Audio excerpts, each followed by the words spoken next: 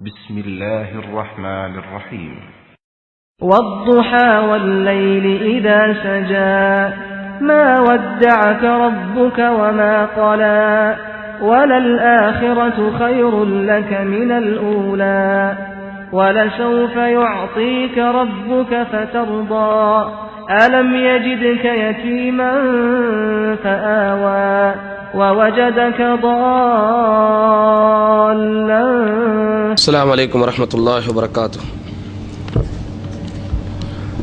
إن الحمد لله نحمده ونستعينه ونستغفره ونؤمن به ونتوكل عليه ونعوذ بالله من شرور أنفسنا ومن سيئات أعمالنا من يهده الله فلا مضل له ومن يضلله فلا هادي له وأشهد أن لا إله إلا الله وحده لا شريك له وأشهد أن محمدا عبده ورسوله أما بعد أرسله بالحق بشيرا ونذيرا وداعيا إلى الله بإذنه وسراجا منيرا اللهم صل على محمد وعلى آل محمد كما صليت على إبراهيم وعلى آل إبراهيم إنك حميد مجيد اللهم بارك على محمد وعلى آل محمد كما باركت على إبراهيم وعلى آل إبراهيم إنك حميد مجيد. அன்பிற்குரிய இஸ்லாமிய சகோதரர்களே சகோதரிகளே, அல்லாஹ்வினுடைய பேரருளால் இறுதி 10 தினங்களில்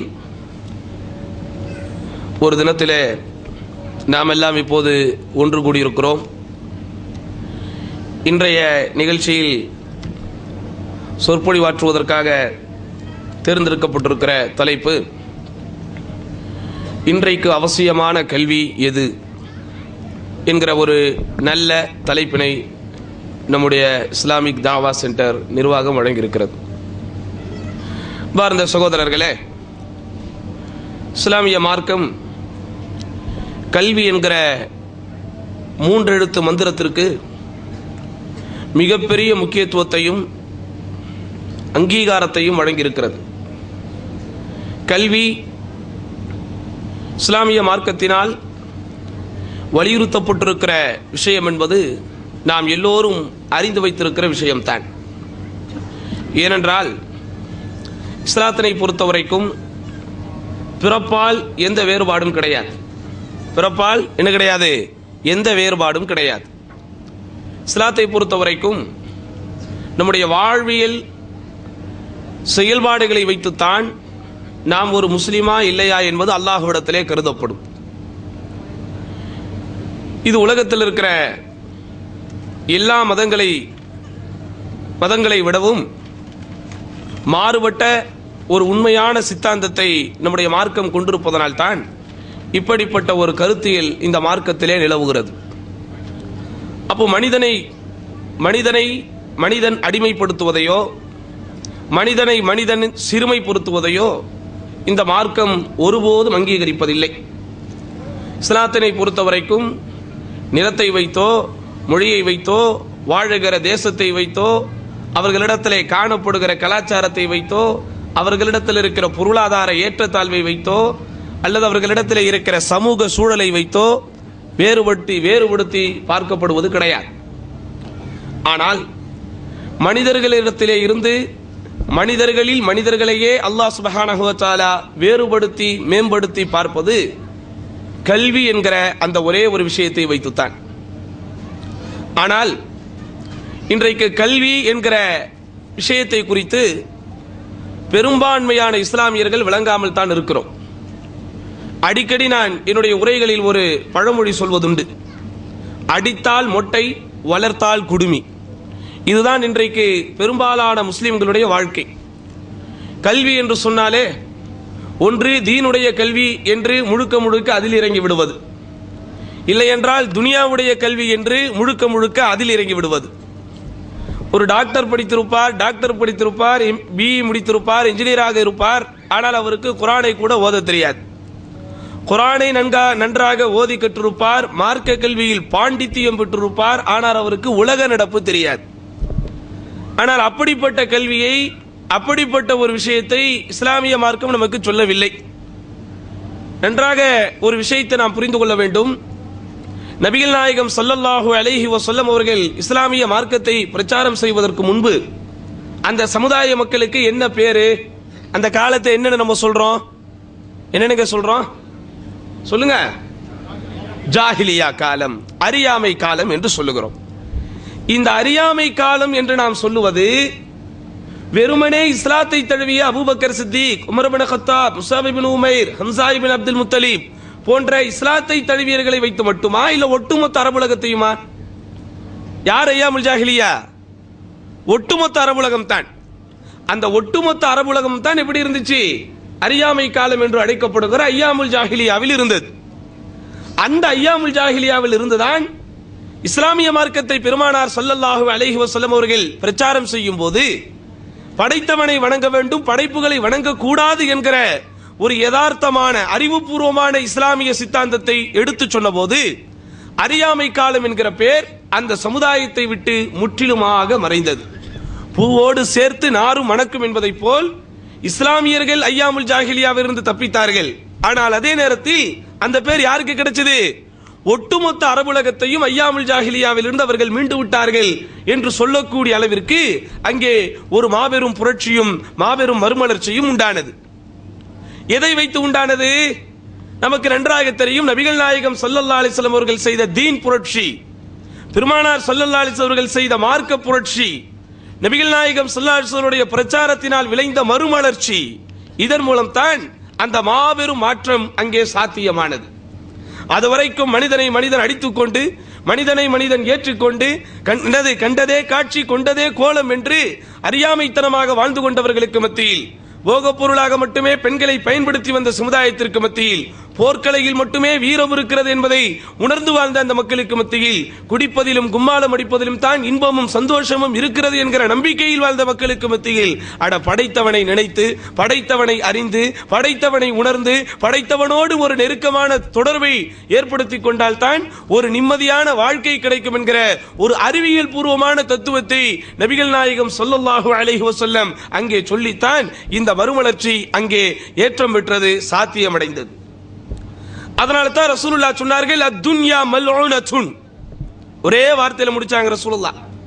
உலக வாழ்க்கை என்பது சபிக்கப்பட்டது. உலக வாழ்க்கை எப்படி சபிக்கப்பட்டது? ரசூல் ஸல்லல்லாஹு அலைஹி வஸல்லம் சொன்னார்கள், மல்ஊனுன் மா ஃபீஹா. அந்த துனியாவில் உள்ள எல்லாம் சபிக்கப்பட்டவை. உலகம் சபிக்கப்பட்டது, உலகத்தில் உள்ளவையும் என்னது? சபிக்கப்பட்டவை. உலகத்தை குறித்து இஸ்லாம் நமக்கு அப்படித்தான் சொல்லுகிறது. உதாரணமாக உலகத்தை குறித்து ஒரு கம்பேரிட்டிவ் ஸ்டடி, ஒரு மூமினுக்கு இந்த உலகம் எப்படி, ஒரு காஃபிருக்கு இந்த உலகம் எப்படி, என்ன சொன்னாங்க ரசூலுல்லாஹ்? ஒரு மூமினை பொறுத்த வரைக்கும் இந்த உலகம் எப்படி சொல்லுங்க? சிறைச்சாலை. ஒரு இறை மறுப்பாளனை பொறுத்த வரைக்கும் இந்த உலகம் எப்படி சொல்லுங்க? பூஞ்சோலை. ஆனா இப்ப நம்ம எல்லாம் இறைவனை நம்பிக்கை கொண்டவர்கள். நம்ம எங்க உட்கார்ந்து இருக்கிறோம்? சிறைச்சாலையில் உட்கார்ந்து இருக்கிறோமா, பூஞ்சோலையில் உட்கார்ந்து இருக்கிறோமா? பூஞ்சோலையில தானே உட்கார்ந்து இருக்கிறோம். இந்த கூடாரத்துக்கு பேரே என்னது? ரியாதுல் ஜன்னா. பூஞ்சோலை என்பதுதான் இந்த கூடாரத்திற்கு பேரே. அப்ப ஹதீஸுக்கு மாற்றமாக வாழ்கிறோமா? சொல்லுங்க. நபிகள் நாயகம் சொன்னார்கள், உலக வாழ்வு என்பது இறை நம்பிக்கையாளர்களுக்கு சிறைச்சாலைன்னு சொன்னாங்க. காரிலே போகிறோம், அதுவும் ஏசி காரிலே போகிறோம், கூடாரத்தில் உட்கார்ந்து கொண்டிருக்கிறோம், அதுவும் மாஷா அல்லாஹ் நாளுக்கு நாள் வருடத்திற்கு வருடம் ஒரு விசாலமான வளர்ச்சியை தான் அல்லாஹ் நம்முடைய கூடாரத்திற்கு தருகிறார். அப்ப ஹதீஸ் பொய்யா, வாழ்க்கை பொய்யா? இங்கதான் நம்ம ஒரு விஷயத்தை தெரிஞ்சுக்கணும். இதுதான் பிரச்சனை. இதே கேள்வி ஹசன் ரலியல்லாஹு அன்ஹு இடத்திலே ஒரு வாட்டி கேட்கப்பட்டது. ஹசன் ரலியல்லாஹு தெரியுமா யாரு? அலி ரலியல்லாஹுடைய மகனார், ரசூலுல்லாஹ்வுடைய பேரப்பிள்ளை. அதாவது குலஃபாவே ராஷிதீன்கள் 4 என்று சொல்லுவோம். ஆனால் ஹசன் இப்னு அலி அவர்களோடு சேர்த்தால் 5வது கலீஃபா என்று அறியப்பட்டவர். அவர் கலீஃபாவான நேரத்தில் மன்னர்கள் என்கிற கலீஃபா என்கிற ஒரு நல்ல ஆடையை அணிந்து கொண்டு தன்னை நன்றாக அலங்காரப்படுத்திக் கொண்டு வீட்டை விட்டு வெளியே வருகிறார். அப்போது ஒரு யஹூதி, யஹூதி என்றால் யாரு? ஒரு யூதன். எப்படிப்பட்ட யூதன்? பார்வை மங்கலாக தெரியக்கூடிய யூதன். ஆடைகளிலேயே இருக்கின்ற ஆடைகளிலேயே ஒரு அழுக்கு படிந்த ஆடைகளை அணிந்து கொண்டு செல்லுகிற ஒரு யூதன். வசதியான வாழ்க்கையோ வாய்ப்புகளோ இல்லாமல் பிறரிடத்தில் கையேந்துகிற நிலையில் உள்ள ஒரு யூதன். அவன் ஹசன் இப்னு அலியை பார்க்கிறான். இவனோ அல்லாஹ்வை மறுப்பவன், இஸ்லாத்தை மறுப்பவன், இஸ்லாமிய ஷரியத்தில் காஃபிர் என்று கருதப்படுபவன். இவரோ அல்லாஹ்வை நம்பிக்கை கொண்டிருப்பவர், பெருமானாரின் பேரப்பிள்ளை, இறை நம்பிக்கையாளர். இந்த ஹதீஸை வந்து அங்க சொல்லி காட்டுறான். யாரிடத்துல? ஹசன் அலி அவரிடத்திலே. ஹசன், உங்கள் பாட்டனார் சொன்னார். என்ன சொன்னாரு? இந்த உலகம் மூமின்களாகிய உங்களுக்கு சிறைச்சாலைன்னு சொன்னாரு, காஃபிர்களாகிய எங்களுக்கு பூஞ்சோலைன்னு சொன்னாரு. ஆனா நம்ம ரெண்டு பேருடைய வாழ்க்கையை கொஞ்சம் நீ பாரு, யார் சிறைச்சாலையில் இருப்பதை போல் இருக்கிறார், யார் பூஞ்சோலையில் இருப்பதை போல் இருக்கிறார்னு. இதே கேள்வி உங்ககிட்ட ஒரு ஆள் கேட்கிறாரு, என்னங்க சொல்லுவீங்க? சொல்ல முடியாது, டக்குன்னு திணறித்தான் போவோம். யாரு? நன்றாக சம்பாதிக்கக்கூடிய, வசதி வாய்ப்போடு வாழக்கூடிய ஒரு முஸ்லிம் இடத்திலே வந்து காசு பணம் இல்லாமல் அடுத்த வேளை உணவுக்கு கையேந்துகிற ஒரு காஃபிர் வந்து, இன்னங்க உங்க ரசூலுல்லாஹ் அப்படி சொல்லியிருக்கிறாங்க, ஆனா நீங்க எப்படி இருக்கிறீங்க, நான் எப்படி இருக்கிறேன், திணறித்தான் சகோதரர்களே போவோம். மறுக்க முடியாது. அவர் சொன்னார் பாருங்கள், அதுதான் இல்ம், அதுதான் கல்வியுடைய பதில், இன்டெலெக்சுவல் ஆன்சர். என்ன சொன்னார் தெரியுமா? அட யூதனே, கண்ணிருந்தும் குருடனாக இருக்கிற யூதனே, மறுமையில் அல்லாஹ் சுப்ஹானஹு வ தஆலா மூமின்களாகிய எங்களுக்கு என்ன தரவு இருக்கிறானோ அதோடு ஒப்பிட்டு பார்த்தால் இந்த உலகம் அனைத்தையும் நாங்கள் அனுபவித்தாலும் அது சிறைச்சாலை தான். மறுமையில் இறை மறுப்பாளர்களாகிய உங்களுக்கு அவன் தரவிருக்கிற தண்டனையோடு ஒப்பிட்டு பார்த்தால் இந்த உலகத்தில் உங்களுக்கு எதுவுமே கிடைக்காவிட்டால் அது உங்களுக்கு பூஞ்சோலை தான். உண்மைதானே? பிச்சை எடுப்பது ரொம்ப கஷ்டமா, நரகம் ரொம்ப கஷ்டமா? கிழிந்த ஆடைகளை அணிவது ரொம்பவும் கஷ்டமா, நரக நெருப்பிலே வேகுவது ரொம்ப கஷ்டமா? பெற்றோர் இல்லாமல், மனைவி மக்கள் இல்லாமல் அனாதையாய் வாழ்வதும் உணர்வதும் கஷ்டம்தான். ஆனால் நரகத்தின் வேதனையோடு ஒப்பிடும் போது, நரகத்தின் சங்கிலிகளோடு ஒப்பிடும் போது, நரகத்தின் கொடூரமான தாக்குதல்களோடு ஒப்பிடும் போது இந்த உலகத்தில் இறை மறுப்பாளர்கள் அனுபவிக்கிற அத்தனையும் என்னதுதான்? பூஞ்சோலை தான். ஆனால் இங்கே நாம் அனுபவிக்கிற காராக இருக்கட்டும், பங்களாவாக இருக்கட்டும், வசதியாக இருக்கட்டும், வாய்ப்பாக இருக்கட்டும், வளமாக இருக்கட்டும், நலமாக இருக்கட்டும், மறுமையினுடைய நலத்தோடும் வளத்தோடும் ஒப்பிட்டால் இவைகள் எல்லாம் என்னது? சிறைச்சாலை தான். அதைத்தான் புரிந்து கொள்ள வேண்டும். அதே போன்றுதான் கல்வி என்று வரும்போது மார்க்க கல்வி, உலக கல்வி என்றே நம்முடைய முன்னோர்கள் வகைப்படுத்தி வைத்திருக்கிறார்கள். காலம் காலமாக இதையே சொல்லி வைத்திருக்கிறார்கள்.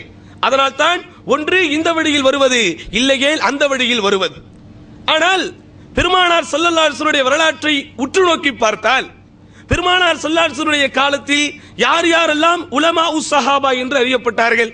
உலமா உஸ் ஸஹாபா, சஹாபாக்களிலேயே உலமாக்கள் என்று கருதப்படுபவர்கள்.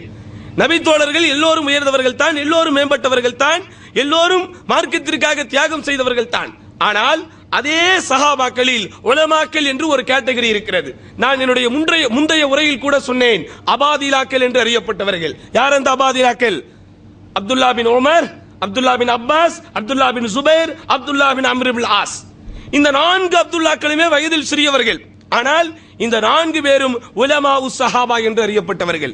அபூ ஹுரைரா மிகவும் தாமதமாக இஸ்லாத்தை ஏற்றவர், ஆனால் உலமா உஸ் ஸஹாபாக்களில் ஒருவராக அறியப்பட்டவர்.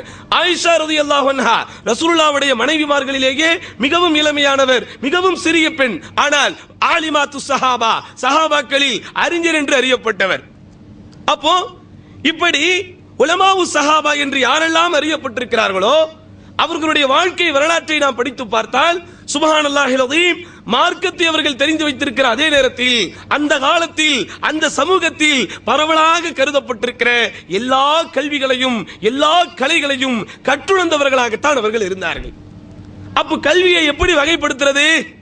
மார்க்க கல்வி, உலக கல்வி என்றால் டாக்டர் தொழில் பார்ப்பது மார்க்கம் இல்லையா? ஒரு இன்ஜினியர் தொழில் பார்ப்பது மார்க்கத்திற்கு உட்பட்டது இல்லையா? இஸ்லாத்தை பொறுத்த வரைக்கும் 2, ஒன்று ஆகுமானது, இன்னொன்று ஆகாதது. இடையில் இருப்பது குழப்பமானது, அதையும் ஆகாததனுடைய கேட்டகரியில் தான் சேர்க்கணும். அடிப்படைங்கிறது என்னது? ஒன்று நாம், இன்னொன்று லா. ஒன்று கூடும், இன்னொன்று கூடாது. கூடும் என்று வருவதெல்லாம் மார்க்கத்தோடு உட்பட்டது, கூடாது என்று வருவதெல்லாம், ஹராமாக வருவதெல்லாம் மார்க்கத்திற்கு எதிரானது.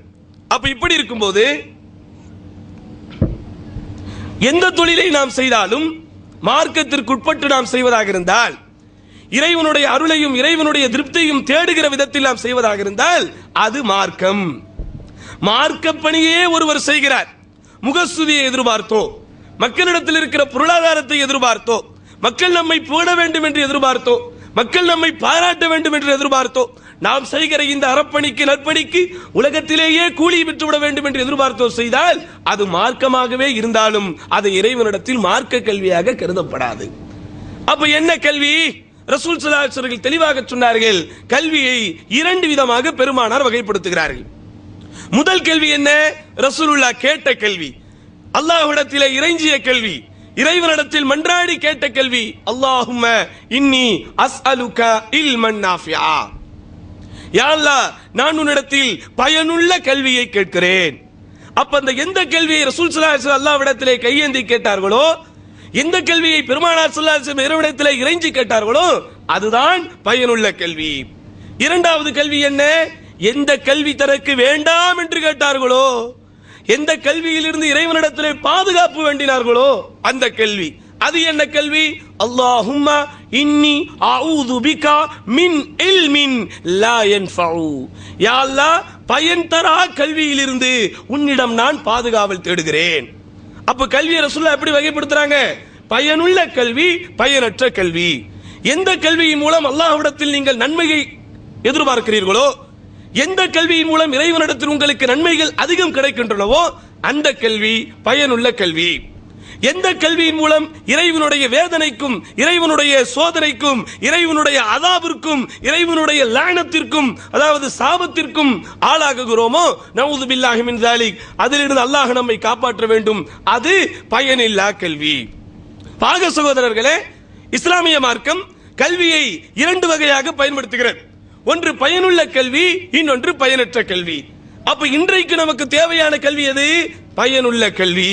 பயனுள்ள கல்வி என்பது என்ன?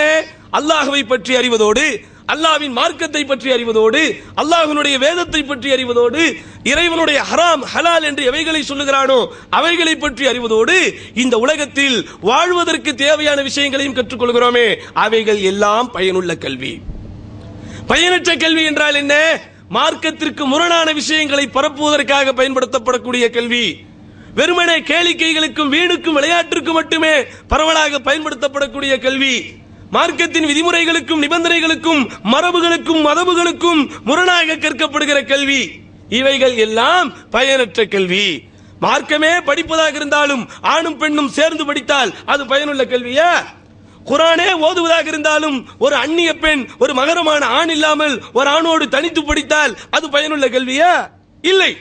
அவன் மெடிசனை படிப்பதாக இருந்தாலும், இன்ஜினியரிங்கை படிப்பதாக இருந்தாலும், ஹிஜாபை பேணி மார்க்கத்தினுடைய ஷரத்துக்களுக்கு உட்பட்டு, மார்க்கத்தினுடைய மரபுகளுக்கும் மதபுகளுக்கும் உட்பட்டு ஒருவன் அல்லாஹ்வினிடத்தில் நன்மையை எதிர்பார்த்து இந்த கல்வியின் மூலம் என் சமூக மக்களுக்கு நான் பயனளிக்க வேண்டும் என்கிற எண்ணத்திலே படித்தால் அது கட்டாயம் பயனுள்ள கல்விதான்.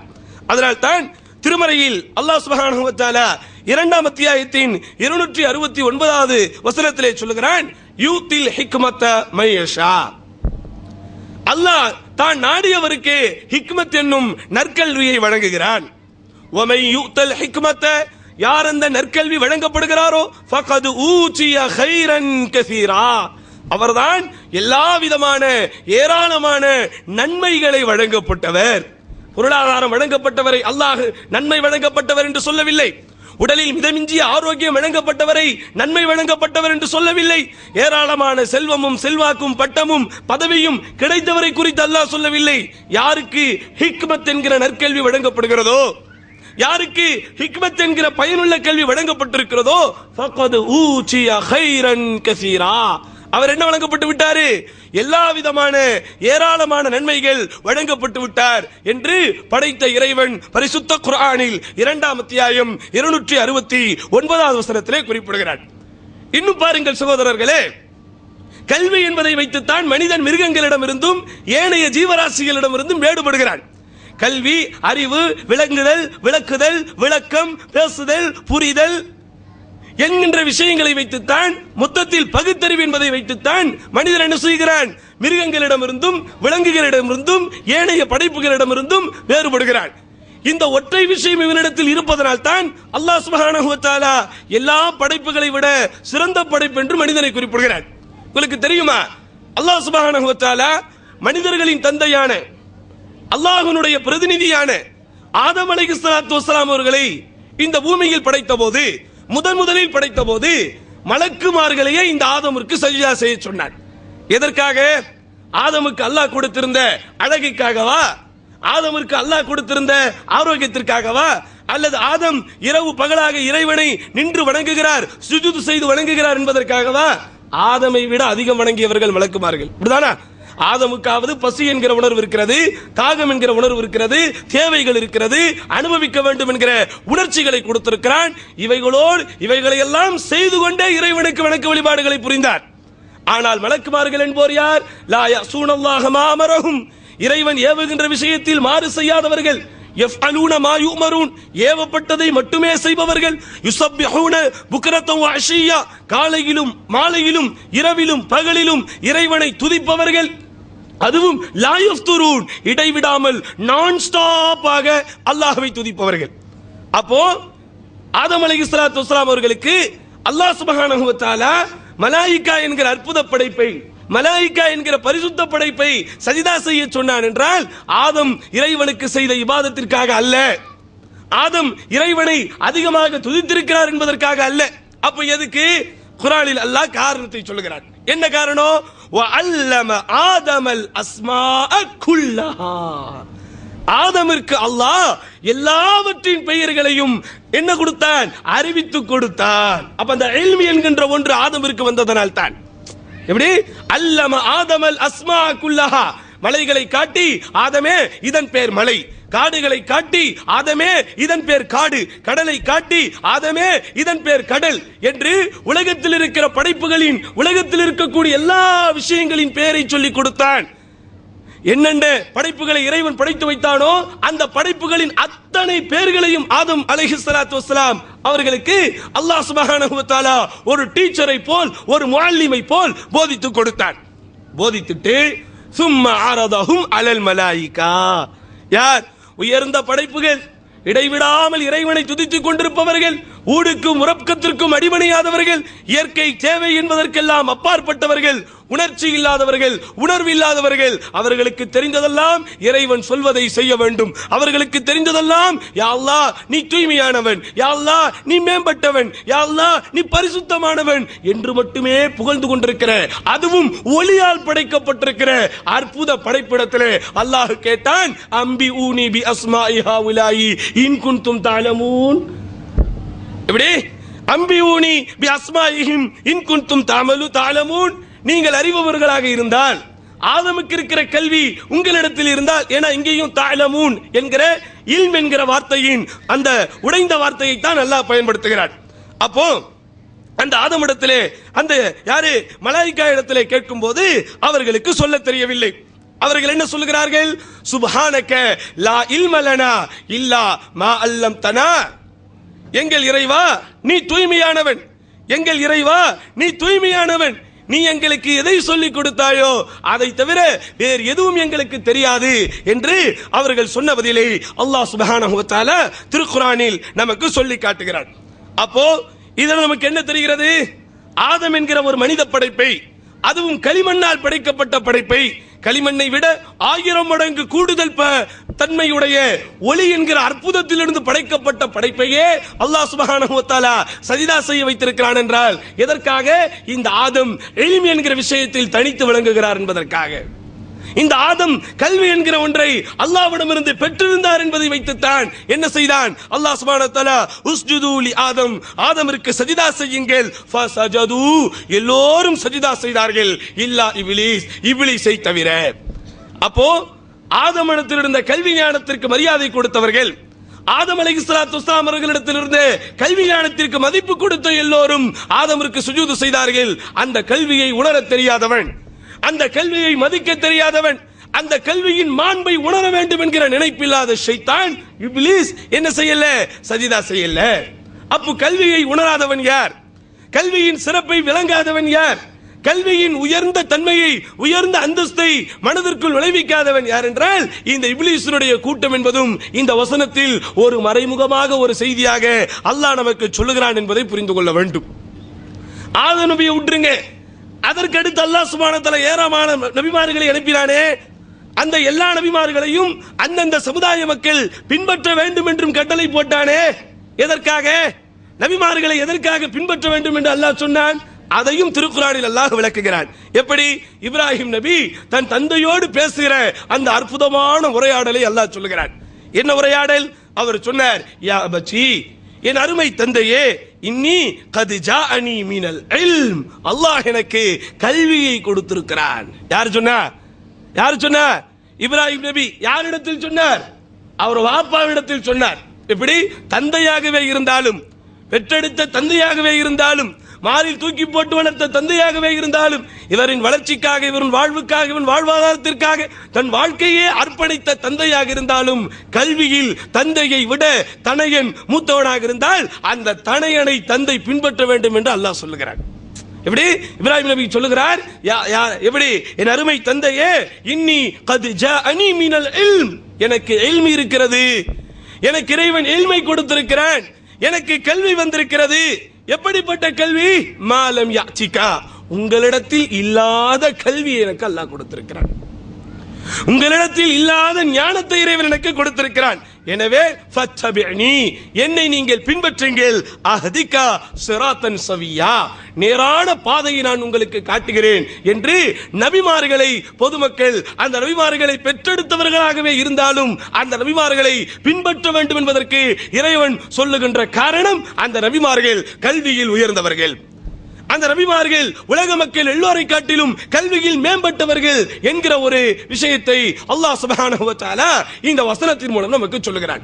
அடுத்து, நபிமார்களாகவே இருந்தாலும், எப்படி?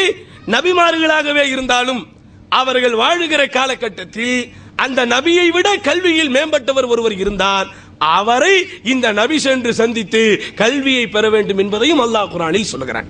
சொல்றானா இல்லையா? யாருடைய வரலாறுல? யாருடைய வரலாறுல? மூசா நபியின் வரலாறு. சாதாரணமான நபியா?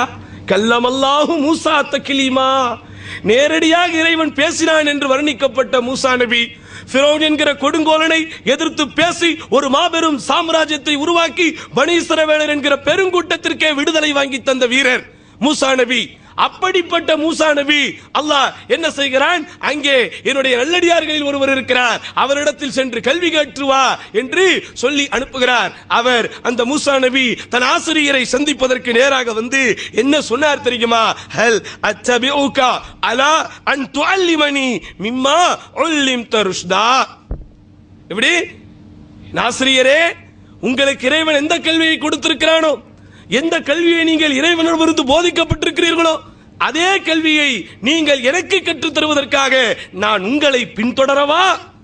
உலகத்தில் இருக்கிற நபிமார்களை எல்லாம் பொதுமக்கள் பின்தொடரணும், உலகத்தில் இருக்கிற பொதுமக்கள் எல்லாம் நபிமார்களை பின்தொடரணும். ஆனால் அந்த நபிமார்களே அவர்களை விட கல்வியில் மேம்பட்ட ஒருவரை அவர்கள் சமூகத்தில் அல்லாஹ் வைத்திருந்தான் என்றால் அவங்க என்ன செய்யணும்?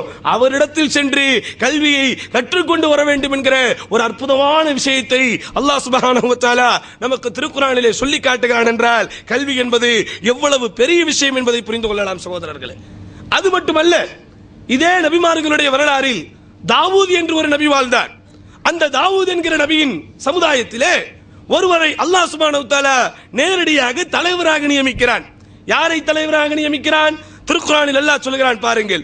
வகால லஹும் நபியுஹும், அவர்களுடைய நபி அவரிடத்திலே சொன்னார், இன்னல்லாஹ கத் பஅஸ லக்கும் தாலூத் மலிகா, உங்களுக்கு தாலூத் என்கிற இவரை அல்லாஹ் மன்னனாக தலைவனாக அனுப்பியிருக்கிறான். காலு, அவர்கள் சொன்னார்கள், அன்னா யகூனு லஹுல் முல்கு அலைனா, அவர் எப்படி எங்களுக்கு தலைமை தாங்க முடியும்? வநஹ்னு அஹக்கு பில் முல்கி மின்ஹு, நாங்கள் அவரை விட தகுதி வாய்ந்தவர்கள். காரணம், வலம் யுத சஅதம் மினல் மால், எங்களுக்கு வழங்கப்பட்டிருப்பதை போல், எங்களிடத்திலே இருப்பதை போல் ஒரு மிதமிஞ்சிய பொருளாதாரம் அவரிடத்தில் இல்லை. அவன் என்ன சொன்னார்? அல்லாஹ் சுப்ஹானஹு வ தஆலா தாவூத் அலைஹிஸ்ஸலாத்து வஸ்ஸலாம் அவர்கள் மூலம் அவர்களுடைய சமுதாயத்திற்கு ஒரு கட்டளை பிறப்பிக்கிறார். என்ன கட்டளை?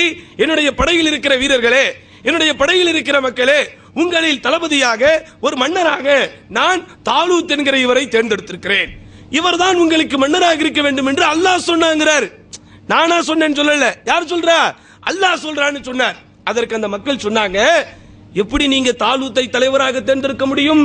தாலூத்தை விட குடும்ப பாரம்பரியத்தில் மேம்பட்டவர்கள் நாங்கள், தாலூத்தை விட வசதி வாய்ப்பில் மேம்பட்டவர்கள் நாங்கள், தாலூத்தை விட செல்வாக்கை பெற்றவர்கள் நாங்கள். எப்படி? தாலூத் சாத்தம் மினல் மால், சாத்தம் மினல் மால்னா காசு மட்டும் கிடையாது சகோதரர்களே, காசோடு தொடர்புடைய எல்லாம், செல்வம் மட்டுமல்ல, செல்வத்தோடு தொடர்புடைய எல்லாம். அப்போ செல்வத்தோடு தொடர்புடைய எல்லாம் எங்களிடத்தில் இருக்கும் போது செல்வம் இல்லாத தாலூத் எப்படி எங்களுக்கு தலைவராக முடியும் என்று கேட்டபோது கால அவர் சொன்னார், இன்னல்லாஹ நிச்சயமாக அல்லாஹ் இஸ்தஃபாஹு அலைக்கும் உங்களுக்கு தலைவராக இவரைத்தான் தேர்ந்தெடுத்திருக்கிறான். காரணம் வஸாதஹு பஸ்தத்தன் ஃபில் இல்ம். எப்படி வஸாதஹு பஸ்தத்தன் ஃபில் இல்ம், அவருக்கு அல்லாஹ் கல்வியில் வளத்தை கொடுத்திருக்கிறான். உங்களுக்கு எதில் கொடுத்திருக்கிறான்? காசில் வளத்தை கொடுத்திருக்கிறான், பொருளாதாரத்தில் வளத்தை கொடுத்திருக்கிறான். ஆனால் இந்த தாலூத்திற்கு எதில் அல்லாஹ் வளத்தை கொடுத்திருக்கிறான்? இல்மி என்கிற கல்வியில் வளத்தை கொடுத்திருக்கிறான். அதற்கு அடுத்த காரணம் வல் ஜிஸ்மி, உடலிலும் திடகாத்திரத்தை கொடுத்திருக்கிறான். ஆகையால் உங்களுக்கு தலைமை தாங்க உங்களில் எல்லோரையும் விட இவருக்குத்தான் தகுதி உண்டு என்கிற ஒரு அற்புதமான விஷயத்தை அல்லாஹ் சுப்ஹானஹு வ தஆலா சூரத்துல் பக்ரா என்கிற 2வது அத்தியாயத்தின் 247வது வசனத்திலே குறிப்பிடுகிறார்.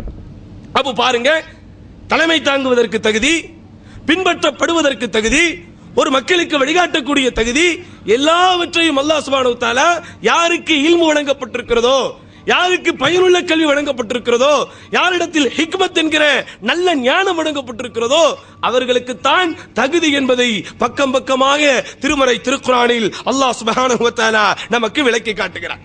அதனால் தான் திருமறை வசனங்களை நீங்கள் படிக்கும் போதெல்லாம் பெரும்பான்மை வசனங்கள் முடியும் போது அஃபலா ததஃபக்கரூன், நீங்கள் சிந்திக்க மாட்டீர்களா? அஃபலா தாகிலூன், நீங்கள் விளங்கிக் கொள்ள மாட்டீர்களா? அஃபலா தததக்கரூன், நீங்கள் நல்லுணர்வு பெற மாட்டீர்களா என்று கல்வி, அறிவு, சிந்தனை, விளங்குதல் என்கிற அந்த வார்த்தைகளை ஒட்டியே அல்லாஹ் சுப்ஹானஹு வ தஆலா ஏராளமான வசனங்களில் சொல்லுகிறான். எதற்காக? அறிவை தேட வேண்டிய ஆர்வம் இந்த சமுதாய மக்களுக்கு இருக்க வேண்டும், அறிவை தேடுகிற ஆற்றல் இந்த சமுதாயத்திற்கு இருக்க வேண்டும். ஆனால் பொருளை தேடுகின்ற ஆர்வம் தான் நம்மிடத்தில் இருக்கிறதை தவிர அறிவு எனும் அருளை தேடுகிற ஆர்வம் நம்மிடத்தில் இல்லை. அப்படிதானா? எந்த விஷயமாக இருந்தாலும், எப்படிப்பட்ட காரியங்களாக இருந்தாலும் பொருளை தேடுகின்ற அறிவு, பொருளை தேடுகின்ற ஆர்வம் தான் நம்மிடத்தில் இருக்கிறதை தவிர இல்மு என்கிற, ஹிக்மத் என்கிற, அறிவு என்கிற அருளை தேடுகிற ஆர்வம் நம்மிடத்தில் இல்லை. ஆனால் இஸ்லாமிய ஷரியத்தில் பொருளை விட சகோதரர்களே அல்லாஹ்வின் நன்மைகளை உங்களுக்கு அதிகம் பெற்று தருவது அறிவு எனும் அருள் தான் என்பதை நாம் புரிந்து கொள்ள கடமைப்பட்டிருக்கிறோம். அதனால் தான் அல்லாஹ் சுப்ஹானஹு வ தஆலா நபிகள் நாயகம் ஸல்லல்லாஹு அலைஹி அவர்களுக்கு முதல் இறக்கிய வசனமே இக்ரா. என்ன அர்த்தம் இக்ரானா? படிங்க, படி, ஓது, படிப்பீராக என்கிற வார்த்தையை தான் அல்லாஹ் சுப்ஹானஹு வ தஆலா திருமறையின் முதல் வசனமாக இறக்கினான். நமக்கு தெரியும், இத்தனைக்கும் நபி ஸல்லல்லாஹு அலைஹி வஸல்லம் எப்படி எழுத படிக்க தெரியாத உம்மி நபி, அந்த உம்மி நபியை கூட அல்லாஹ் சுப்ஹானஹு வ தஆலா படிக்கக்கூடிய ஒரு ஆற்றலை கொடுத்தானா இல்லையா? இக்ரா, படிங்க. மா அன பிகாரிஇன், எனக்கு படிக்க தெரியாது. இக்ரா, மீண்டும் படியுங்கள். மா அன பிகாரிஇன், எனக்கு படிக்க தெரியாது. மூன்றாவது முறை இக்ரா என்று சொல்லும்போது ஃபதம்மஹு ஜிப்ரீல், ஜிப்ரீல் அவரை கட்டி அணைத்து மீண்டும் சொன்னார் இக்ரா. உடனே அவர் படிக்க ஆரம்பித்தார். இக்ரா பிஸ்மி ரப்பிக்கல்லதி ஹலக், ஹலகல் இன்சான மின் அலக், இக்ரா வ ரப்புக்கல் அக்ரம் என்று வரக்கூடிய அந்த ஆரம்ப 5 வசனங்களை அல்லாஹ் சுப்ஹானஹு வ தஆலா திருக்குர்ஆனில் இறக்கி வைத்தான். அதை நபிகள் நாயகம் படிக்கவும் செய்தார்கள். என்ன பொருள் கொண்ட வசனம்? நபியே, நீங்கள் படியுங்கள், உங்களை படைத்த இறைவனின் பெயரை கொண்டு படியுங்கள். அந்த இறைவன் தான் மனிதனை அலக் என்கிற விஷயத்திலிருந்து படைத்திருக்கிறான். மீண்டும் படியுங்கள், உங்கள் இறைவன் அக்ரம், மேம்பட்டவன். அல்லதி அல்லம பில் கலம், அவன் தான் எழுதுகோலை கொண்டு உங்களுக்கு கற்றுக் கொடுத்தான். அல்லமல் இன்சான மாலம் யஅலம், மனிதனுக்கு தெரியாததையெல்லாம் அவன் தான் அறிவித்துக் கொடுத்தான் என்று இல்மை சுற்றியே, இல்மை பற்றி பேசக்கூடிய, கல்வியை பற்றி பேசக்கூடிய 5 வசனங்களை அல்லாஹ் ஆரம்பமாக இறக்கியதற்கு பிறகுதான் ஐயாமுல் ஜாஹிலியா என்கிற வார்த்தையே அந்த சமுதாயத்திடம் இருந்து மாண்டு போனது. ரோமாபுரி செய்ய முடியாததை, பாரசீகம் செய்ய முடியாததை, வல்லரசுகளை செய்ய முடியாததை அல்லாஹ்வின் இந்த 5 வசனங்கள் செய்தன. இந்த 5 வசனங்கள் இறக்குவதற்கு முன்பு வரை எல்லோரும் என்னது அறியாமை காலம். எப்படி ஐரோப்பா கண்டத்தில் கல்வி புரட்சி ஏற்படுவதற்கு முன்பு வரை அந்த ஐரோப்பா கண்டத்தை இருண்ட கண்டம் என்று சொன்னார்களோ, இருட்டில் இருக்கிற கண்டம் என்று சொன்னார்களோ, அதே போன்றுதான் ஒட்டுமொத்த அரபுலகத்தையும் அறியாமை கண்டம் என்று சொன்னார்கள். இந்த 5 வசனங்கள் செய்த சாதனை, இந்த 5 வசனங்கள் செய்த மாபெரும் அறிவியல் புரட்சி ஐயாமுல் ஜாஹிலியா என்கிற வார்த்தையே குடிதோண்டி புதைக்கப்பட்டது. இப்ப எவ்வளவு பெரிய கல்வி புரட்சி இது! இன்னும் நீங்கள் திருக்குர்ஆனை ஆழமாக பார்த்தீர்களேயானால் இக்ரா படி, படிப்பார்கள், அவர்கள் படிக்க வேண்டும், படிக்கக்கூடியவர்கள், அவர்கள் வேதத்தை ஓதுவார்கள், வேதத்தை விளங்குவார்கள் என்கிற வார்த்தைகளை மட்டுமே திருக்குர்ஆனில் சுமார் 87 இடங்களில் அல்லாஹ் பயன்படுத்துகிறான். எப்படி? இக்ரா என்கிற அந்த வார்த்தை மட்டும் அதனுடைய கிளை சொற்கள். அரபு மொழியில் முஷ்தகாத் என்று சொல்லுவோம். முஷ்தகாத் என்று சொன்னால் என்ன? உதாரணமாக தர்ஸ், தாரிஸ், முதர்ரிஸ், இல்ம், முஅல்லிம், முத்தஅல்லிம் கிளை சொற்கள் சொல்றோமா இல்லையா? இந்த இக்ரா என்கிற வார்த்தையின் கிளை சொற்களை மட்டும் திருக்குர்ஆனில் அல்லாஹ் 87 இடங்களில் பயன்படுத்துகிறான். அது மட்டுமல்ல, படித்தல் மட்டும் கல்வி அல்ல, எழுதுதலும் கல்வி. இப்படிதானா? படிக்கிறது மட்டும் கல்வி இல்லையே, படித்தலோடு சேர்த்து எழுதுதலும் கல்வி. அந்த எழுதுதல் என்கிற அந்த கிதாபத்துன் உக்துபு யக்துபு யக்துபூன் என்கிற அந்த கிளை சொற்களை மட்டும் திருக்குர்ஆனில் சுமார் 319 இடத்தில் இறைவன் பயன்படுத்துகிறான். எத்தனை இடத்துல? 319 இடத்தில் அல்லாஹ் சுப்ஹானஹு வ தஆலா எழுதுதல், எழுதுவார்கள், எழுத வேண்டும் என்கிற வார்த்தைகளை சுட்டியே என்ன செய்கிறான் அல்லாஹ்? 319 இடத்தில் அல்லாஹ் சுப்ஹானஹு வ தஆலா பயன்படுத்துகிறான். அப்போ கல்விக்கு இவ்வளவு பெரிய முக்கியத்துவம் இருப்பதனால் தானே அல்லாஹ் சுப்ஹானஹு வ தஆலா இத்தனை இடங்களில் இதை சொல்லுகிறான். எழுதுதலுக்கும் படித்தலுக்கும் மார்க்கத்தில் உரிய அங்கீகாரத்தை இறைவன் இந்த மார்க்கத்தின் மூலம் தந்திருப்பதனால் தானே இப்படிப்பட்ட சிறப்பை அல்லாஹ் கொடுத்திருக்கிறான். அதுபோக அரபுலகம் மட்டுமல்ல, எந்த உலகமும் எந்த கண்டமும் கண்டிராத ஒரு மாபெரும் கல்வி புரட்சியை நபிகள் நாயகம் ஸல்லல்லாஹு அலைஹி வஸல்லம் அறிமுகப்படுத்தினார்கள். எப்போ? பத்ர் யுத்தம் முடிந்ததற்கு பிறகு சுமார் 70 கைதிகள் பெருமானார் ஸல்லல்லாஹு அலைஹி வஸல்லம் படையில் சரணாகதி அடைந்து சிறை கைதிகளாக வருகிறார்கள். இந்த 70 கைதிகளுக்கும் ரசூலுல்லாஹ் என்ன கட்டளை போட்டிருந்தார்கள் என்றால், காசுள்ளவர்கள், பொருளாதாரம் படைத்தவர்கள், ஜாமீன் இவர்களுக்கு கொடுப்பதற்கு தயாராக உள்ளவர்கள் ஜாமீன் கையெழுத்து போட்டு ஈட்டு தொகையை கட்டி கொண்டு கூட்டிட்டு போயிடலாம். ஆனால் ஜாமீன் எடுப்பதற்கு ஆள் இல்லாதவர்கள், வசதி வாய்ப்பு இல்லாதவர்கள் நபிகள் நாயகம் என்ன பண்ணாங்கன்னா செலக்ட் பண்ணி ஒவ்வொருவரிடத்திலும் 10 மதீனத்து சிறுவர்களை கையில் கொடுத்தார்கள். அப்படி ஒவ்வொரு நபரும் 10 சிறுவர்களுக்கு கற்றுக் கொடுத்தார்களே, அவர்கள் என்ன குர்ஆனையும் ஹதீஸையும் கற்றுக் கொடுத்திருப்பார்கள்? அவர்கள் என்ன குர்ஆனை ஓதி கற்றுக் கொடுவர்களா? இல்லையே. அப்போ கல்வி என்பதை பொறுத்தவரைக்கும் குர்ஆனும் ஹதீஸும் மேம்பட்ட கல்விதான், அதில் மாற்று கருத்தில்லை. ஆனால் அதே நேரத்தில் அந்த குர்ஆனையும் ஹதீஸையும் உலக மக்களுக்கு எடுத்துச் சொல்ல வேண்டுமானால் அதற்கு துணை சாதனங்களாக இந்த கல்வி பயன்படுதா இல்லையா? அப்ப அதுக்கு தான் ரசூலுல்லாஹ் என்ன பண்ணார்கள்?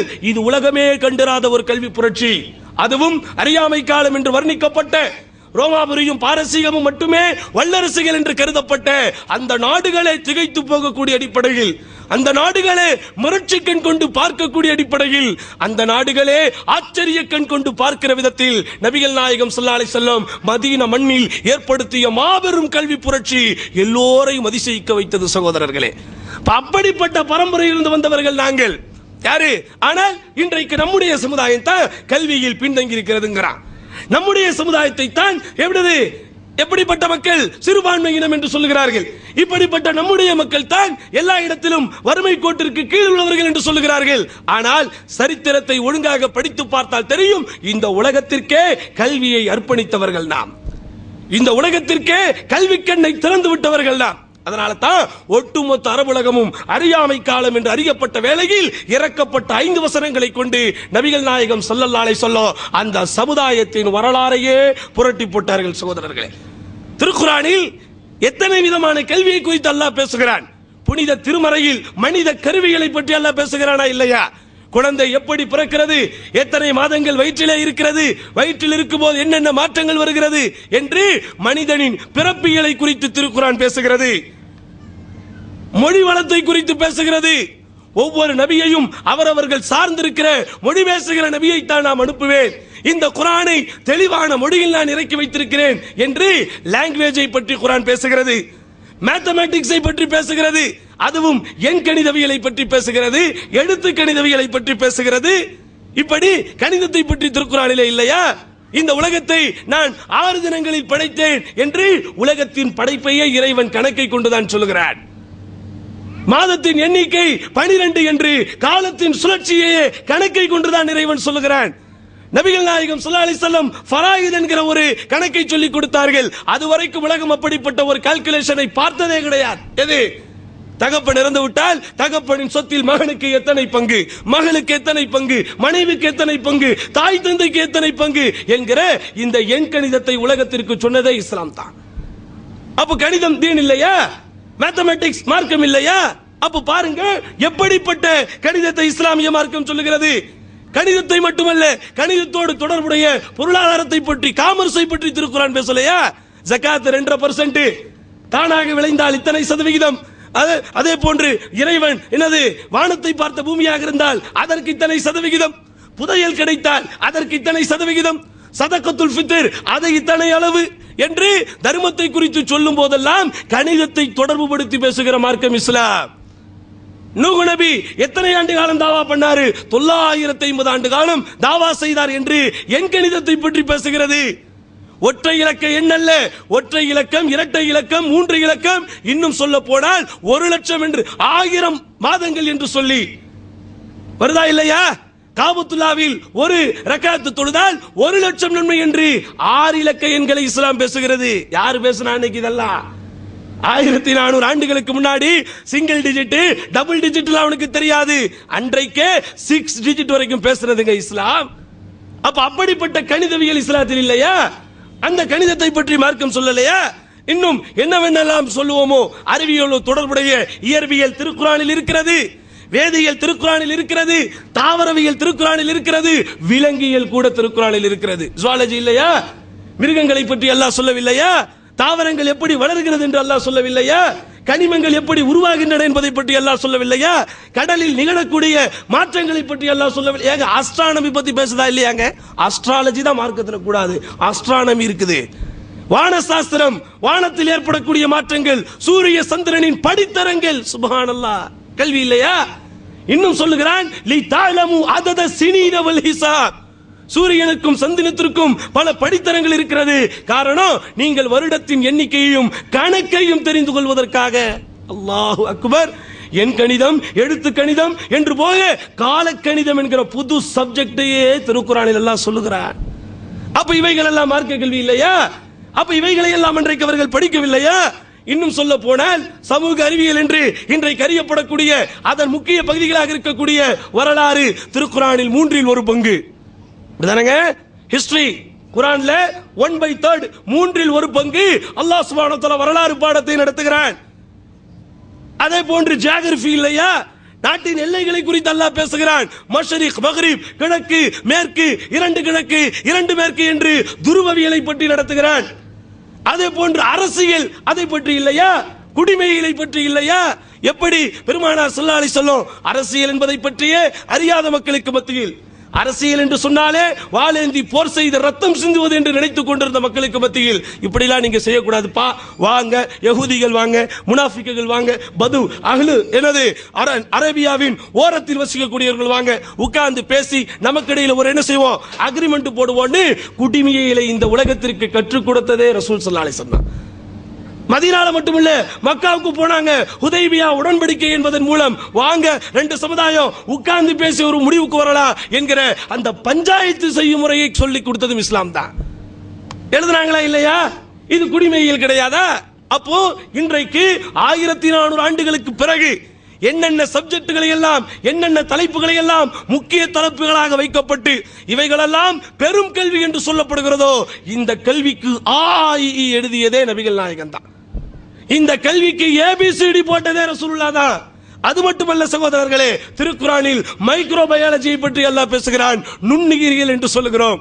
எப்படி என்று கேட்கிறீர்களா? குரானில் ஒரு வசனம் இருக்கிறது. இறைவன் சொல்லுகிறான் எப்படி? ஃபலா உக்ஸிமு பிமா துப்சிரூன் வமா லா துப்சிரூன். நீங்கள் பார்க்கிற, நீங்கள் பார்க்காத விஷயங்களை கொண்டு நான் சத்தியம் செய்கிறேன். இது மைக்ரோபயாலஜி இல்லையா? இது நுண்ணுயிரியல் இல்லையா?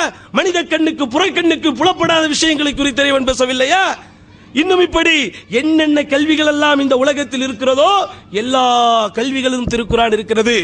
அப்போ ஒருவர் முஃபஸ்ஸிர். முஃபஸ்ஸிர்னா யார சொல்றோம்? முஃபஸ்ஸிர்னா யாரங்க சொல்றோம்? தஃப்சீர், திருமறை குர்ஆனுக்கு விளக்கம் தெரிந்தவர்கள். அப்போ திருக்குரானில் இறைவன் தாவரவியலை பற்றி பேசுகிறான். அதை குறித்து தெரிந்தவர் தானே முஃபஸ்ஸிர். திருக்குரானில் இயற்பியலை குறித்து அல்லாஹ் பேசுகிறான். அதை குறித்து தெரிந்தவர் தானே முஃபஸ்ஸிர். அப்போ தீனுடைய கல்வி, துனியாவுடைய கல்வி என்று நீங்கள் வகைப்படுத்தினால் என்னங்க நடக்கும் இந்த உலகத்தில்? அப்போ எது பயனுள்ள கல்வி?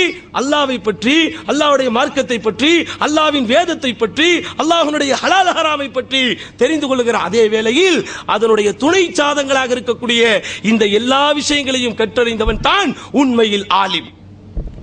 கணித பிதா என்று அழைக்க யாரையோ கணித பிதாங்கிறாங்க. ஆனால் உண்மையிலேயே இந்த உலகத்திற்கு மெடிசனின் தந்தை, மருத்துவத்தின் தந்தை என்று அறியப்பட்ட இப்னு சீனா அவர் ஆலிம் இல்லையா?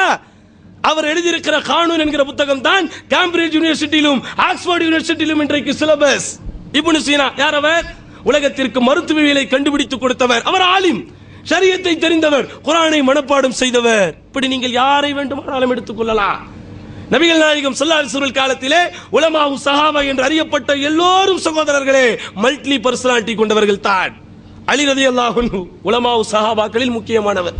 ஆனால் அலி என்று சொன்னாலே அவர் குர்ஆனை மனப்பாடம் செய்தவர். பெருமானார் ஸல்லல்லாஹு அலைஹி வஸல்லுக்கு பிறகு குர்ஆனை மனப்பாடம் செய்தவர்கள் யார் என்று பட்டியல் போட்டால் 4 கலீஃபாக்களுடைய பேர் வருது.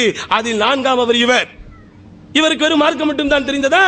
இல்லையே சகோதரர்களே, மிகச்சிறந்த போர் வீரர், மிகச்சிறந்த போர் வீரர், மிகப்பெரிய போருக்கும், அதுவும் நான் அடிக்கடி சொல்லுவேன், ரோமாபுரி வல்லர் பாரசீகம் போன்ற வல்லரசுகளுக்கு எதிராக அனுப்பப்படுகிற படையில் கொடி பிடித்து சென்றவர் அலி இப்னு அபி தாலிப்.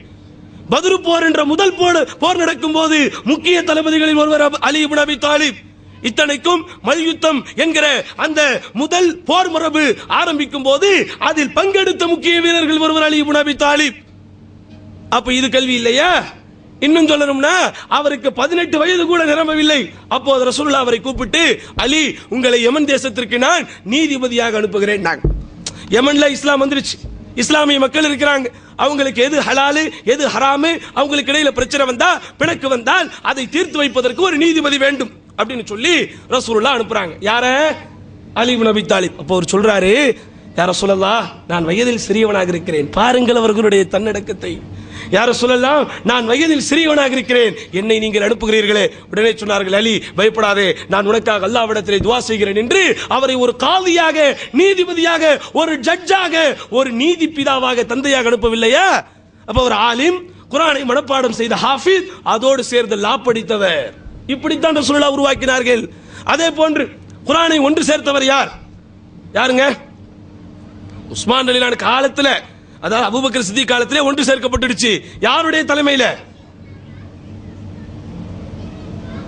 ஹஜ்ரத், வர்றீங்களா, பயான் பண்றீங்களா, போய்கிட்டே இருங்க.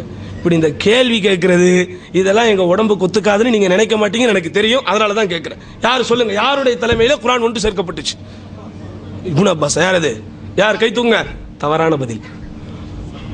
லா, நோ, லா. யாரு? Umar ibn Khattab. இல்ல, அவர்தான் ஆலோசனை கொடுத்தார். பட் அந்த பொறுப்பை 2 பேர் சேர்ந்து ஒருத்தர்கிட்ட கொடுத்தாங்க. யாரு? சையதா, நெருங்கிட்டீங்க.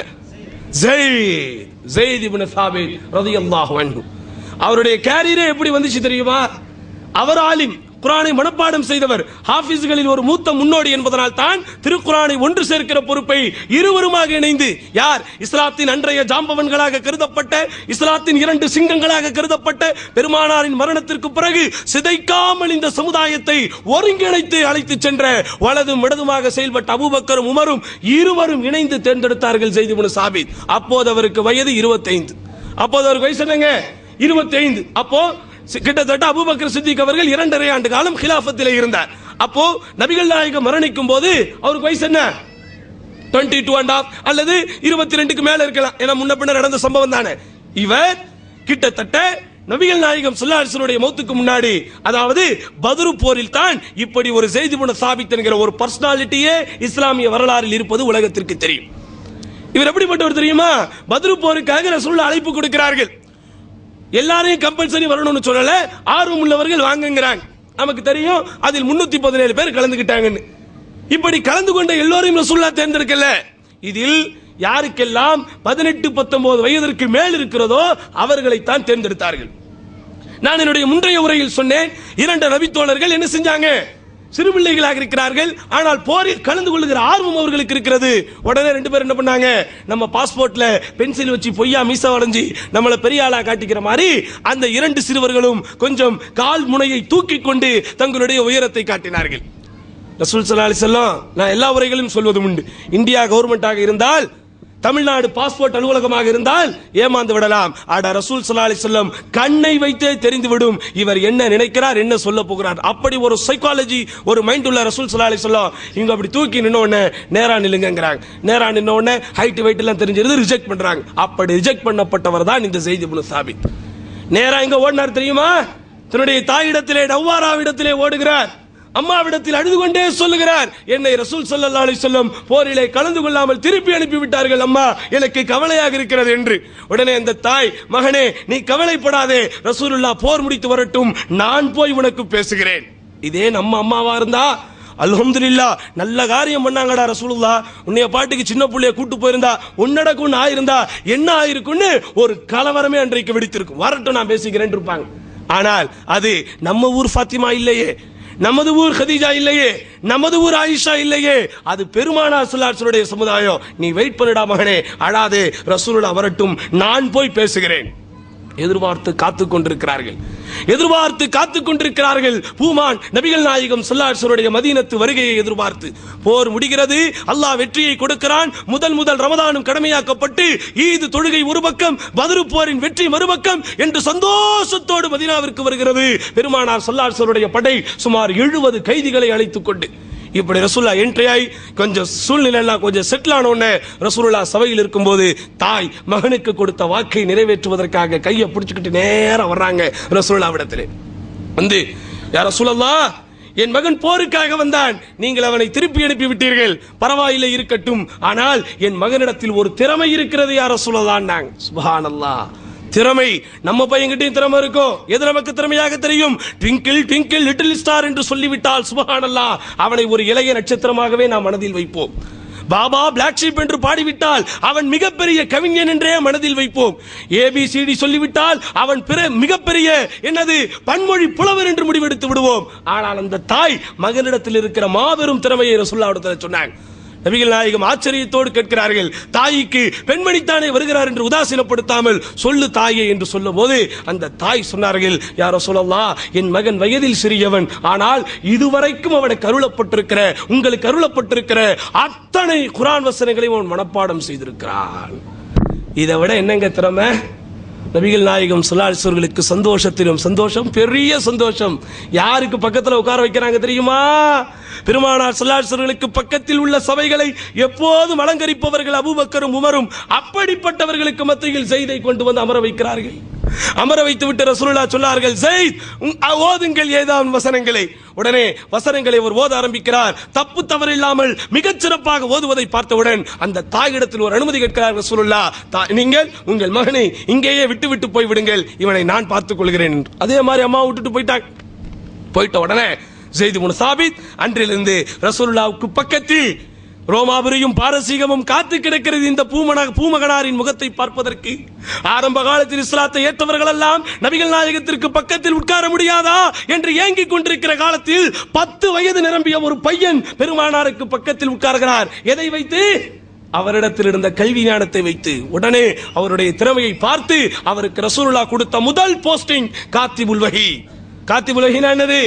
வஹியை எழுதக்கூடிய அந்த பதவியை முதல் ரசூலுல்லாஹ்வுக்கு கொடுக்கறாங்க. ரெக்கமெண்டேஷன் இல்ல, படிக்க குவாலிஃபிகேஷன் இல்ல, யூனிவர்சிட்டி சர்டிபிகேட் இல்ல, வாஸ்தா இல்ல, எதுவுமே இல்லாம ஃபர்ஸ்ட் பொறுப்பு என்னது? காத்திபுல் வஹி. கொஞ்ச நாள் போகிறது. போனவுடன் ரசூலுல்லாஹ் இன்னும் நிறைய காத்திபுல் வஹி வந்த உடனே இந்த காத்திபுல் வஹி டீமுக்கு நீதாம்பா லீடர்னு promotion. Team leader posting. First சாதாரணமான ஒரு பணியாளர், அடுத்தது கோஆர்டினேட்டர் என்று சொல்லுவோமே, டீம் லீடர் என்று சொல்லுவோமே, அப்படிப்பட்ட ஒரு டீம் லீடர் போஸ்டிங் அது வந்துருச்சு. ஜம்முனி எழுதுறார். இறங்கப்படக்கூடிய வசனங்களை எல்லாம் பெருமானார் ஸல்லல்லாஹு அலைஹி வஸல்லம் ஓதி காட்ட அத்தனையும் இவர் எழுதுகிற திறமையை பார்க்கிறார். இவரிடத்தில் இருக்கிற புரிந்து கொள்கிற அப்சர்விங் கெபாசிட்டியை உணர்ந்து கொண்ட ரசூலுல்லாஹ் அவரிடத்தில் அடுத்து ஒரு மாபெரும் பொறுப்பை ஒப்படைத்தார்கள். என்ன பொறுப்பு தெரியுமா? ஸைத் இங்கே வாங்க. என்ன ரசூலுல்லாஹ், இந்த யூதர்கள் அப்பப்ப நம்ம கிட்ட வந்து எங்க தௌராத்துல இது இருக்குது, எங்க தௌராத்துல அது இருக்குன்னு உதார் விட்டுக்கிட்டு இருக்கிறான். எனக்கு அவன் மேல நம்பிக்கை இல்ல, அதனால நீங்கள் இந்த யூதர்களுடைய மொழியை உடனே படித்துக் கொண்டு வா. இன்ஸ்டிடியூஷன் இல்ல, அன்னைக்கு யூனிவர்சிட்டி இல்ல. அதே போன்று யூதர்களின் மொழியான யூதர்களுடைய அன்றைய மொழி என்னதுங்க சொல்லுங்க? ஹிப்ரு. மும்தாஸ். அல்லுகல் ஹிப்ரியா. ஹிப்ரு மொழியை அறிந்த எக்ஸ்பர்ட்டுகள் யாரும் இல்லை. ஹிப்ரு மொழி அறிந்தவர்களிடத்திற்கு டியூஷன் அனுப்பவில்லை. ஆனால் சுப்ஹானல்லாஹில் அதீம் 19 தினங்களில் அவர் ஹிப்ரு மொழியில் மாஸ்டர். நம்ப முடிகிறதா? மொழிங்கிறது ரொம்ப முக்கியம். மொழி இல்லாவிட்டால் அஞ்சா நெஞ்சலாகவே இருந்தாலும் அமைதியாக ஊருக்கு வந்துடணும். இப்படிதானே? யாரு ஊருக்குள் அஞ்சா நெஞ்சர் என்று போஸ்டர் போட்டாலும் ஆங்கிலம் தெரியாவிட்டால் அமைதியாக ரயில் ஏறி வந்துடணும், பிளைட் ஏறி வந்துடணும். ஆனால் இவர் ஸைத் இப்னு சாபித் 12 வயதில் சுப்ஹானல்லாஹில் அதீம் எப்படி அப்படி ஹிப்ரு மொழியில் மாஸ்டர் முடிச்சிட்டு வர்றாங்க. சுப்ஹானல்லாஹில் அதீம். சந்தோஷம். எங்க போனாரு, யாருக்கிட்ட படிச்சாரு? அவரே சொல்லுகிறார், 18 இரவுகளில் நான் இதை முடித்து விட்டேன், அல்லாஹ் எனக்கு லேசாக்கி விட்டான். அடுத்து கொஞ்ச நாள் கழிகிறது. ஸைத் இந்த கிறிஸ்தவர்களும் அவ்வப்போது நமக்கு இடைஞ்சல் தருகிறார்கள், அவர்களுடைய மொழியையும் கற்றுக்கொண்டு வா. அவங்க மொழி என்னது? ஃப்ளோல போய்கிட்டே இருக்கணும், எனக்கு நிக்க கூடாது. சுரியானி. இங்கிலீஷா? சுரியானி, அதாவது யூதர்களுடைய மொழி லோகா ஹிப்ரு மொழி, கிறிஸ்தவர்களுடைய மொழி சுரியானி மொழி. அடுத்த அசைன்மெண்ட், ஸைத் போய் சுரியானியை கத்துக்கிட்டு வாங்க. அதையும் கற்றுக்கொண்டு வருகிறார். சுப்ஹானல்லாஹ். நம்ப முடிகிறதா? அதுதான் சகோதரர்களே, அவர்கள் தான் உலமா, அதுதான் உலமா உஸ்ஸஹாபா. அப்ப இப்படிப்பட்ட ஆலிம்களாக உருவான போது சுப்ஹானல்லாஹ் அந்த தாயின் மனசு எப்படி குளிரும் சகோதரர்களே. அந்த தாய் இந்த இப்படிப்பட்ட ஒரு குழந்தையை பெற்றெடுக்கிறேனே என்று நினைத்து எவ்வளவு கண்ணீர் வடிக்கும். சுப்ஹானல்லாஹ். பெருமானாரின் மரணம் வரை அவர் சீட்டு காலியே ஆகவில்லை சகோதரர்களே. பெருமானாரின் மரணத்திற்கு பிறகு இப்படி இவரிடத்திலிருந்து அபார திறமையை பார்த்ததற்கு பிறகுதான் அபூபக்கரும் உமரும் சேர்ந்து குர்ஆனை ஒன்று திரட்டுகிற பொறுப்பையே இவரிடத்தில் கொடுத்தார்கள். அதோட முடியல. அபூபக்கர் சித்திக்குடைய மௌத் முடியுது, உமர் இப்னு கத்தாபுடைய மௌத் முடியுது, உஸ்மான் இப்னு அஃபான் வருகிறார்கள். எழுதப்பட்ட குர்ஆனை பிரதியில் எடுத்து மாகாணங்களுக்கு அனுப்ப வேண்டும். யாரிடத்திலே பொறுப்பை ஒப்படைக்கலாம்? கூப்பிடு ஸைத் இப்னு சாபித்தை. வர்றாரு திரும்ப. அதே போன்று அவருடைய தலைமையில் ஒன்று திரட்டப்பட்ட திருக்குர்ஆனை என்ன செய்கிறார்? லஹஜா குறைஷியினுடைய அந்த மொழி வடிவத்தில் அப்படியே பிரதி எடுக்கிற பணிக்கும் அவரே டீம் லீடராக கருதப்பட்டாரே.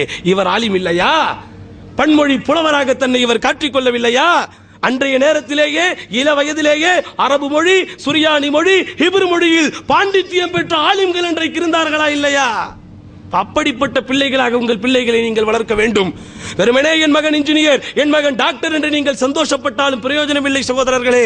மார்க்கத்தை தெரிந்த ஆலிம்களாக, மார்க்கத்தை கற்றுக்கொண்ட ஆலிம்களாக, ஹலால் ஹராம் எது என்று தெரியக்கூடிய ஆலிம்களாக, திருக்குர்ஆனின் மொழியான, குர்ஆனிய மொழியான, சுன்னாவின் மொழியான, அந்த நபிகள் நாயகத்தின் சஹாபாக்களின் மொழியான அரபு மொழியை தெரிந்த பிள்ளைகளாக உங்கள் பிள்ளைகளை நீங்கள் வளர்க்க வேண்டும்.